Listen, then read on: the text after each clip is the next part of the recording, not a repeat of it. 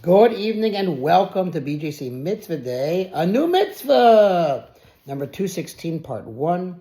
Mitzvah that keeps your soul in its way. Used in Sefer Hachinuch, third book, Vayikra, Parsha Kedoshim, and we're learning, there's a whole masechta, whole tractate on this mitzvah. Not an easy mitzvah, agricultural mitzvah. Whoa, look out. Called Peah. So let's learn all about it. The obligation of Peah is the name of the mitzvah. Says the verse, when you reap the harvest of your land, so again, this is for farmers, you shall not finish off the edge of your field to harvest it. For the poor person and the convert shall you leave them. I am Hashem your God. So it's a form of tzedakah, a form of charity for farmers. Let's see. This is the first of numerous mitzvahs that obligate us to leave certain portions of our crops for the poor.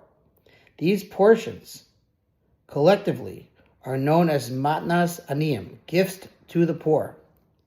The various matnos aniyim are the subjects of mitzvahs 216 to 223 and 592 and 593. So we have a while. We're going to be talking about this for a while. This mitzvah establishes an obligation on one who is reaping his crop to leave part of it uncut so that it may be taken by the poor.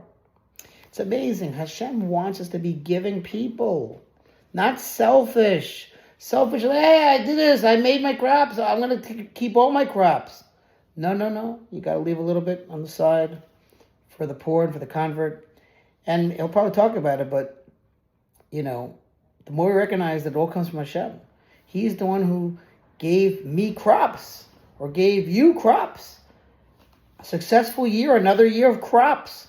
All he says is when you recognize it comes from me, now you have to be godlike and give a little bit to those who are less fortunate, those who could use some food. We have to be giving.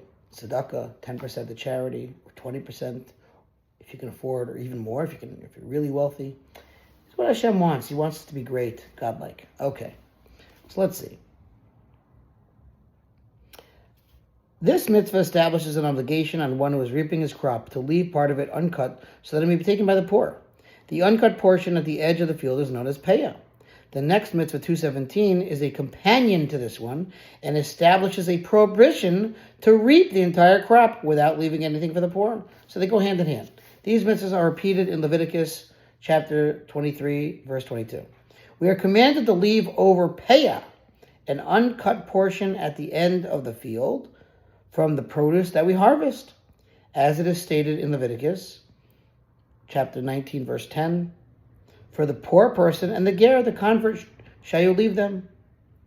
And this refers to Peah, since the Torah states this obligation after mentioning the mitzvah prohibition, you shall not finish off the edge of your field. The verse obligates us to leave Peah for the poor person and the ger. The Chinuch clarifies what the Torah means by the term ger. Usually ger can mean convert. Let's see what he means. This ger mentioned in the above verse refers to a ger tzedek, a righteous convert, i.e. a full-fledged convert to Judaism, and not a ger toshav, not a resident alien. That could also be the definition of ger. And similarly, every mention of ger in the context of matnas aniyim, right, again, gifts to the poor, refer to a ger tzedek, this type of ger.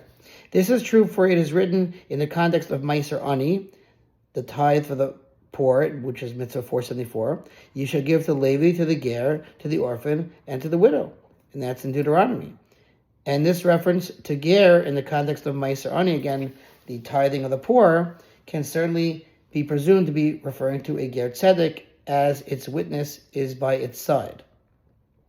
And from this one clear example, we can extrapolate that the same is true regarding the mention of ger in the context of all matnos aniyim, gifts to the poor. There too, any mention of ger refers to ger tzedek and not a ger toshav, not a resident alien.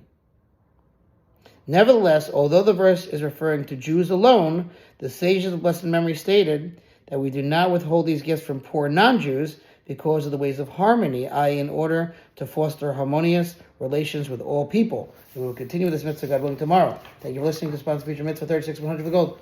Have a wonderful rest of your evening.